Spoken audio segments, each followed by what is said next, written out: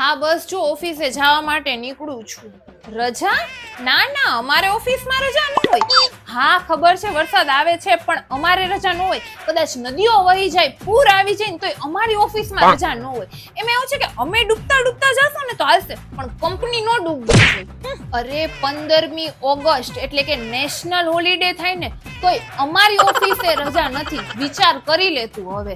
દેશને તો આઝાદી મળી ગઈ 15મી ઓગસ્ટના દિવસે, પણ અમારા જેવા એમ્પ્લોયને ઓફિસમાંથી આઝાદી નહીં મળે કોઈ દિવસ. આખા ઓફિસમાં એજમાં હું સૌથી નાની છું. બધા મારાથી મોટા છે, તોય હું બધાની સાથે રહીને કામ કરું છું અને બહુ વ્યવસ્થિત કામ કરું છું. તોય મારા મેનેજરને એમ ન થાય કે મને એક પણ વાર એપ્રિશિએટ કરે. અરે અત્યાર સુધીમાં એક 10 વાળી પેન પણ નથી આપી એપ્રિશિએટના નામે. હવે વિચાર કરી લે, એક મિનિટે શાંતિ ન હોય યાર ઓફિસે.